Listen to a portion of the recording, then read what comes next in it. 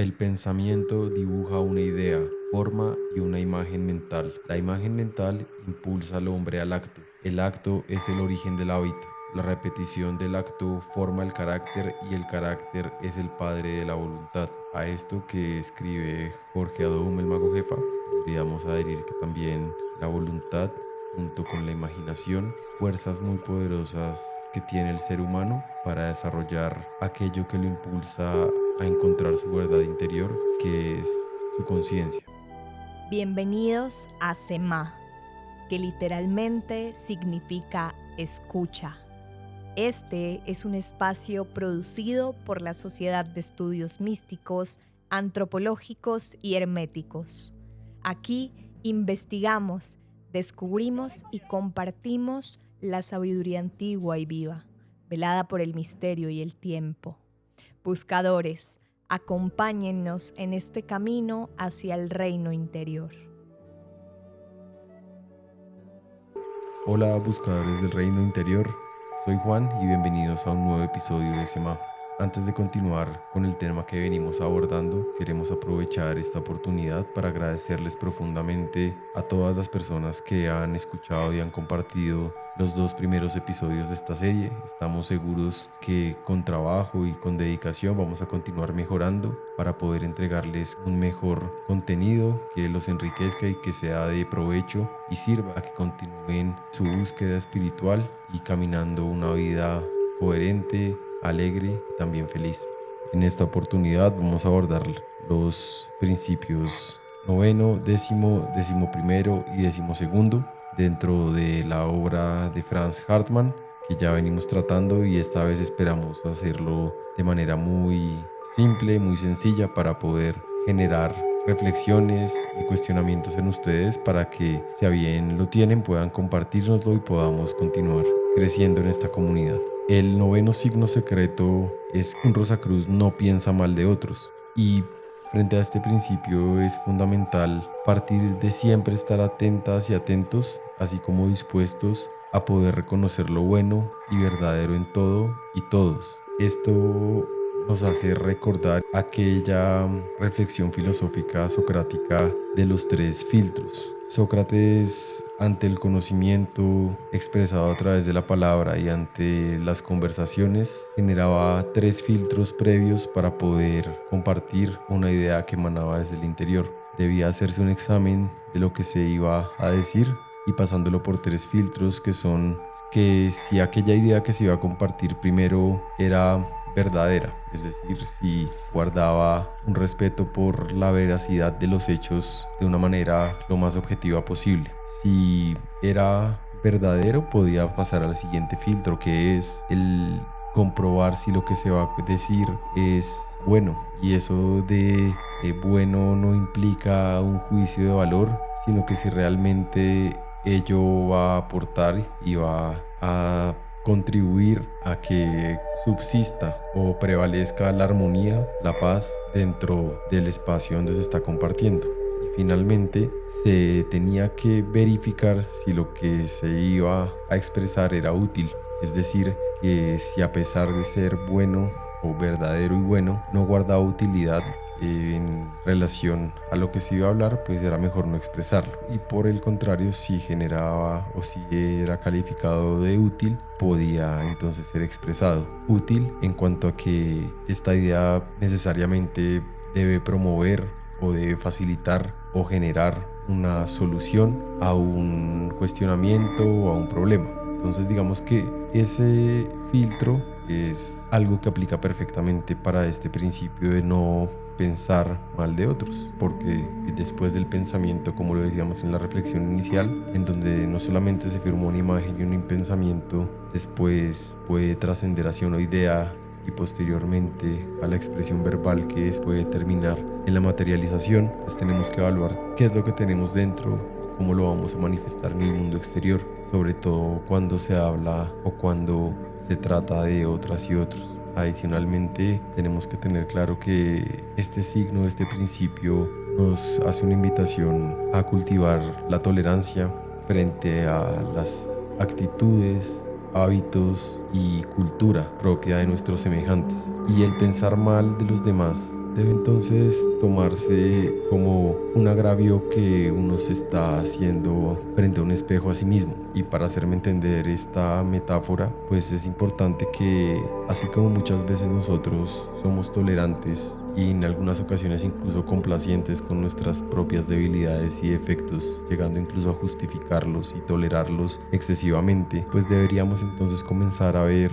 esa necesidad de cultivar la tolerancia, generando una metáfora de cuando estamos pensando mal de otros, procurar reflejarnos como si fuese un espejo ante el otro y ver que ese agravio puede ser una propia manifestación de lo que nosotros somos. Y por eso es fundamental observar que parte de ese ejercicio de cultivar la tolerancia también debe partir de un adecuado ejercicio de discernimiento que debe ser objetivo y sobre todo partir desde lo que es la facultad de la intuición y dejar a un lado esa falta de capacidad de discernimiento y más bien sí de juzgamiento que se alimenta también de los prejuicios que vienen de una lógica subjetiva o emocional. Y para hacerme entender acá, a lo que me refiero es que realmente cuando nosotros nos hallemos ante cualquier situación de la vida en la que tengamos que confrontar un hecho ocurrido en el mundo exterior que puede generar una incomodidad en nosotros por parte de un semejante, es cuando tenemos que generar este filtro y comenzar a vivir a través de un sano discernimiento que debe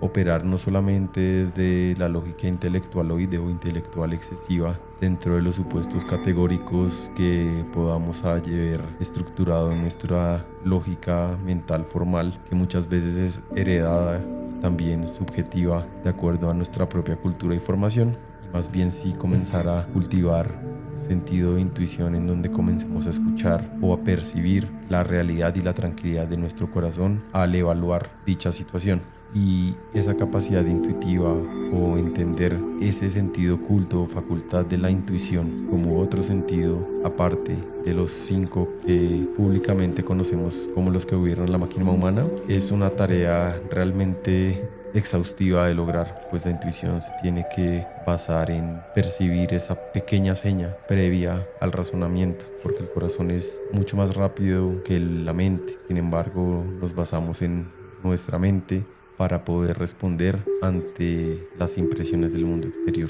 Y finalmente, todo ese trabajo debe reflejarse en que si se encuentra alguna ambigüedad o alguna paradoja a la que nos podemos enfrentar, debemos contar con la capacidad de suspender el juicio hasta poder investigar la naturaleza real del hecho que estamos evaluando. Y al no contar realmente con un razonamiento perfecto o una intuición desarrollada, es preferible inclinarse siempre por lo bueno, por lo provechoso. Esto sin decir que estamos promoviendo la ingenuidad o el exceso de credibilidad frente a las malas intenciones de personas externas, sino que tenemos que comenzar a evaluar los hechos desde nuestro juicio interno de una manera objetiva e intuitiva y adicionalmente responder conforme a lo que nuestro corazón nos guíe, teniendo en cuenta que debemos responder y ser responsables desde nuestra verdadera capacidad, no sin demeritarnos, pero tampoco sin sobreestimarnos, porque podemos no solamente afectarnos, sino afectar a otras personas. El 10º signo secreto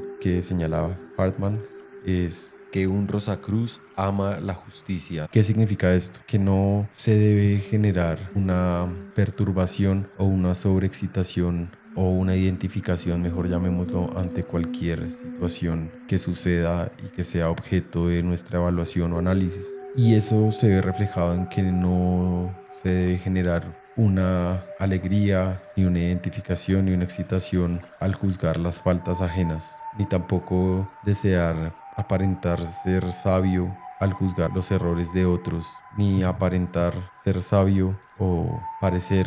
superior al juzgar los errores de los demás. Y por eso esa tarea tan difícil de no identificarse y perderse en las habladurías de la vida de otras personas, porque cuando se deja entrar eso en la vida, se pierde el hilo que lo trae a uno de vuelta a su atención y más bien comienza uno a entrar dentro de una región turbia y nulosa que es tratar de ver una vida que no es la nuestra y que nosotros no vivimos, cosa que es muy difícil en esta época en donde al parecer es válido y se promueve también que compartamos nuestra vida y nuestra intimidad con los otros para poder ser validados y poder ser reconocidos y de ser evaluados como exitosos. Y también este principio se puede reflejar en que no solamente se aleja de la habladuría sobre la vida de otras personas, sino también se aleja sobre temas insulsos o sobre los cuales es totalmente ignorante y por el contrario procura más bien sí escuchar y sobre todo procura observar, identificarse o mejor dicho vivir con pasión y comprendiendo las necesidades del otro. Y cuando se encuentra ante la oportunidad o ante la situación de escuchar este tipo de habladurías, podría entonces tratar de imaginar, utilizando lo que hablábamos nosotros de la imaginación y su fuerza de voluntad, aquella situación como si fuese el zumbido de moscas. Y ante la objetividad de los hechos después de haberlos evaluado, puede entonces verificar que lo justo y correcto será hablar desde su experiencia y desde la comprensión que ella le ha dado, teniendo en cuenta que ha sido su sensibilidad como la manifestación de la capacidad de sentir la que le ha permitido vivir y poder hablar desde la sabiduría que le ha dado la experiencia y no el prejuicio, la ignorancia, la envidia o el miedo, que es lo que pasa muchas veces. Por tal motivo no se disfrutará, de acuerdo a los signos secretos, y también consideramos que es una muy buena reflexión, inmiscuirse en discusiones o participar de altercados en donde los temas sean la religión, la política o las recriminaciones. Y por eso esos valores dentro de ese tipo de conversaciones en donde muchas veces no son los valores, sino la capacidad de engañar la que se valora. Y eso se refleja en una oración que Franz Hartmann trae a colación de manera literal, en la que señala que le tiene sin cuidado la astucia del zorro, el disimulo del cocodrilo, la rapacidad del lobo, ni se alegra cuando el cieno es movido. Y eso nos hace reflexionar que generalmente en esos círculos de discusión de la política, la religión como religiosidad y la recriminación de vida de otros, generalmente el mundo de las apariencias y de la astucia y de el provecho o la gloria personal o la razón o estar en lo correcto es lo que realmente es evaluado. Y lo que se puede observar es que a través de un debate de este estilo jamás hay conciliación o concordia, sino que por el contrario se puede terminar cada vez más dividido y también cada quien afincado en su propio cerco. Y también por ello en la sabiduría se dice que la astucia es la inteligencia del mediocre, porque realmente la astucia se basa muchas veces en el engaño y no en la verdadera inteligencia, que denota de sabiduría y prudencia. Y finalmente también podemos decir de este principio que son la nobleza, la coherencia y la ética la que deben elevar siempre el carácter de un Rosacruz frente a tales absurdos, estando incluso el plano sensual y emocional inferior del que gozan los groseros y comunes. Esto debo aclararlo también. La manera en la que a lo que se invita es que sea nuestra verdadera esencia, nuestro ser interior, el que se sobreponga ante nuestros sentimentalismos y la limitada porción de la realidad que podemos percibir a través de nuestros limitados sentidos, así como también nuestra emocionalidad inferior, que muchas veces también llamamos exceso de hígado, en donde nos volvemos seres que reaccionan y no digieren y comprenden. Y muchas veces no es por demeritar o calificar a la sociedad, pero el común denominador muchas veces es que nos basemos en ese tipo de actitudes reaccionarias para poder desenvolvernos en la vida, y por eso se refleja en que la sociedad está llena de conflictos, de egoísmo, de tragedia y de guerra finalmente. Y es importante tener en cuenta esa capacidad de elevarse, porque eso evidenciará que no se debe uno jamás alegrar ante la injusticia cometida ante otro, o de su desgracia o de su ignorancia, sabiendo también que tenemos que tener la capacidad de desarrollar un discernimiento que nos permita diferenciar de el malvado del ignorante, porque muchas veces el ignorante, incluso siendo muy ilustrado, ignora que ignora. Sin embargo, el malvado no ignora su maldad, y eso es fundamental tenerlo claro. Por eso tenemos que cuidar, como si fuera un tesoro muy grande, nuestra experiencia de vida, nuestras relaciones, también nuestros sentimientos y las experiencias que nos han forjado, así como las pruebas que hemos superado, porque son ellas las que nos dan la posibilidad de querer ser cada vez más coherentes, justos y correctos con los demás. Y continuando con el siguiente signo secreto, es decir, el 11º, es que se debe amar la verdad sobre todas las cosas. Y esta se entiende como un rayo de luz de la eterna fuente del bien que guía y transforma a todo ser humano, y que en el plano terrenal siempre va evolucionando y perfeccionándose. Razón a esto, es totalmente opuesta a la calumnia y a la falsedad, que son la sustancia del mal, porque tal como lo decíamos en el anterior signo secreto acerca de la justicia, es claro que la ignorancia no es dañosa en sí, o intencional, o permanente, sino que la ignorancia, cuando es atravesada por la verdad, se vuelve temporal porque cesa, también deja de ser intencional porque se conoce la causa de esta y deja de generar daño, a diferencia de la calumnia y la falsedad, que cuentan con la preterintencionalidad, en donde a sabiendas de la mentira y del dolor que se va a causar, se calumnia y se emiten falsedades. Es por eso que el calumniador se regocija al mentir, al ser falso, pues sobre dichas falsedades apoya todas sus mentiras y las hace crecer como montañas. El calumniador,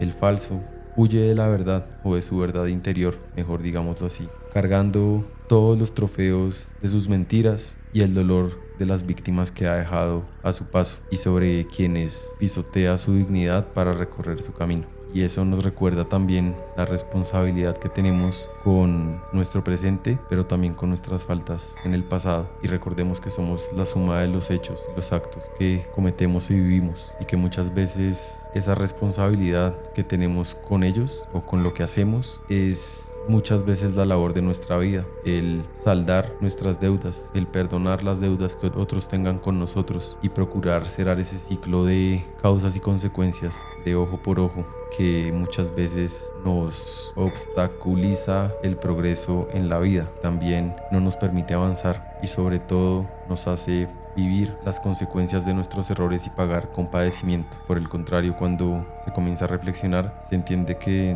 a través del arrepentimiento sincero, las buenas obras y el servicio, también esas deudas pueden ser saldadas con el omnimisericordioso. Y teniendo en clara la diferencia de esa actitud del calumniador y el ignorante, la actitud de un Rosacruz debe ser la permanente búsqueda de la verdad, teniendo en claro que al buscarla no debe gozarla en soledad, sino en compañía de aquellos que son justos, de aquellos que son buenos y de aquellos que están pletóricos o llenos de majestad divina, y su verdad la disfruta con los inocentes, con los perseguidos, con los oprimidos y con los rebeldes, aquellos que son salvados por la verdad. Y eso es una dignidad muy grande, porque como en muchas religiones se ha profesado y en muchas manifestaciones de la espiritualidad, la verdad no busca ser impuesta o dominar al mundo. La verdad busca liberar al ser, liberar al individuo de su propia ignorancia, de sus propios medios, de sus propios miedos y de sus propios traumas. Y una vez sea liberado y es libre por la verdad y para la verdad, comienza a ser una manifestación del rayo de luz de la verdad, para que sea la verdad y no su juicio, bajo su propia óptica y su subjetividad, la que libere a otros, sino que por el contrario, que esa luz llegue tan pura como a él le llegó, y pueda ser esa luz la que acompaña a cada ser humano para lograr liberarse. Y ya finalmente, para concluir con el último signo secreto o 12º signo de esta serie, es creo que uno de los más importantes, si no el más importante de esta serie, y es que un verdadero Rosacruz sabe guardar silencio. ¿Qué tan difícil sería poder describir en palabras lo que significa el silencio? Sin embargo, a través de este podcast, pues invitamos a esta reflexión, pero también luego a la práctica de comenzar a escuchar aquello que se llama la voz del silencio. ¿Y qué significa esto? Que hay que guardar como un tesoro, como un